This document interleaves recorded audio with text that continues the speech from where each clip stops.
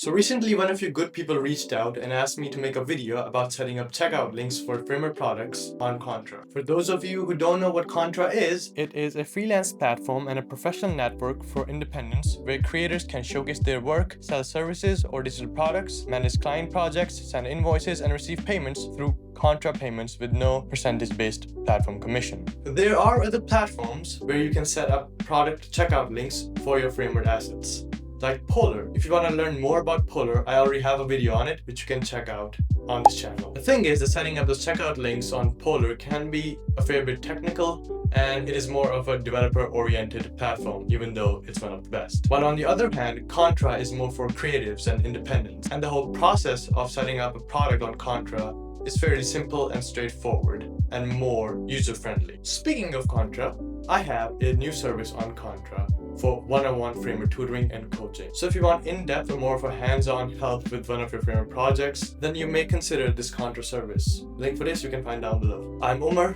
you're watching Umar on Framer, and without further ado, let's get right into it. So I just finished making this component in Framer, and now I want to sell it on the Framer marketplace. And if I head over to this new community tab in the Framer app and go to marketplace and then go to components and then go to this little option that says post component, and after filling in all these fields I will see this pricing option where I can set my component to paid and write a price for it, let's say $10. And now I would have to enter a checkout link here, right? And so once you've set up your Contra account and your bank account details and all that stuff, the link you want to head over to is contra.com/products/new. You will click this and you will see this little interface. This interface is very intuitive and very easy to understand, pretty straightforward.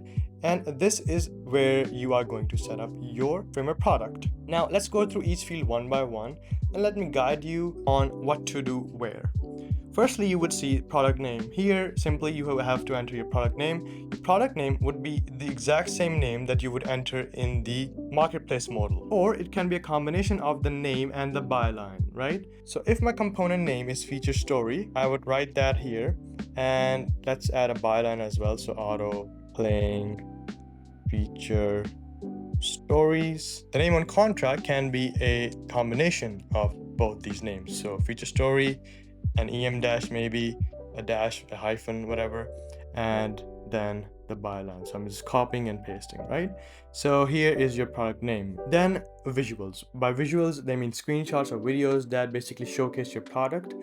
You can add up to 6 relevant visuals. And one tip here, the visuals should be in 4:3 ratio so that they fit the containers of the cards on Contra perfectly. So let me just add an example visual here. I might already have one in the gallery, so let's add that. And this would be my cover visual. So the first visual or the first image, video, whatever you put in is going to be your cover, okay? Then product tags. What product tags mean is basically giving your product a category or a filter kind of, or you can highlight the tools you use to make your product, etc. So for example, let's say Framer designer or UI designer. This is a skill, right? And maybe I can even enter like Chat GPT to signify that the tool that I use to generate the images for this component were with Chat GPT. So yeah, you can enter the tags here just like this, and then comes product description. Here again, the product description is almost exactly going to be the description that you're going to enter on the marketplace. So once you're done filling in all these fields, component URL, preview URL, category, etc., you would then be prompted to write the description for this component, right? So whatever you're going to write here, you're going to write the exact same description on Contra as well. But there is one important thing that you cannot miss while entering the description for your product on Contra. Let me tell you what it is. Okay, so I've entered a nice description for my component here. Okay, so the thing that I wanted to mention was at the very end or just before your questions and support part of your description, you want to enter a refund policy for your digital product on your checkout link. So here, as you can see, I've written a refund policy due to the digital nature of this product. All sales are final and refunds will not be issued, blah, blah, blah, blah. So this is kind of a requirement and a rule that you have to have on your checkout link for your digital product to avoid issues later down the line. You can even put this refund policy in the checkout information box here, and this is specifically for stuff like this, for demos, for policies, etc. But I've always just put it before questions and support in the main description itself. Then comes the payment details. Since this is going to be a one-time product, of course you're going to choose a one-time option here. Then the amount, it was $10, so let's enter $10. And on Contra, one thing you have to note is that the minimum cost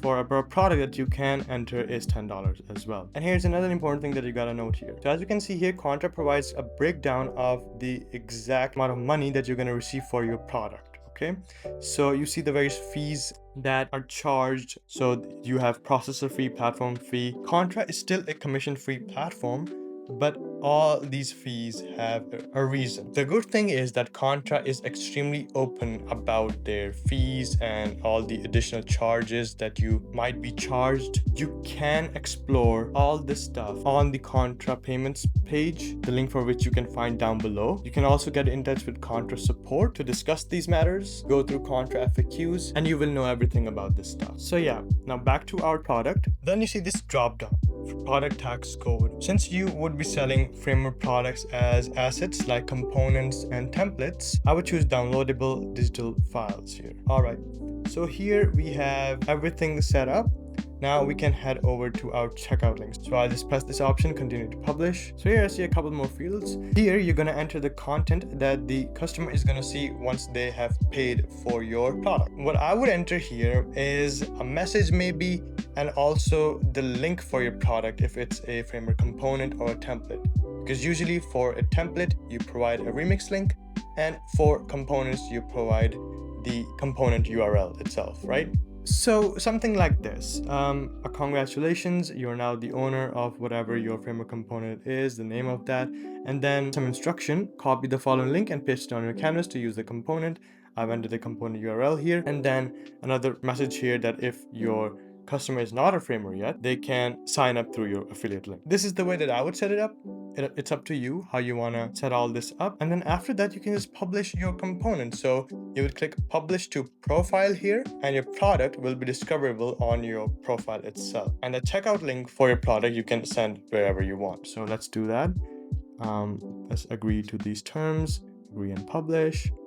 And your product, it says your product was published, right? And it is literally on my profile.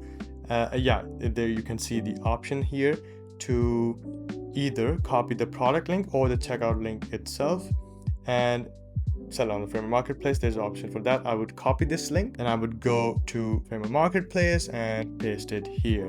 There you go. Now you know how you can set up your Framer product on Contra.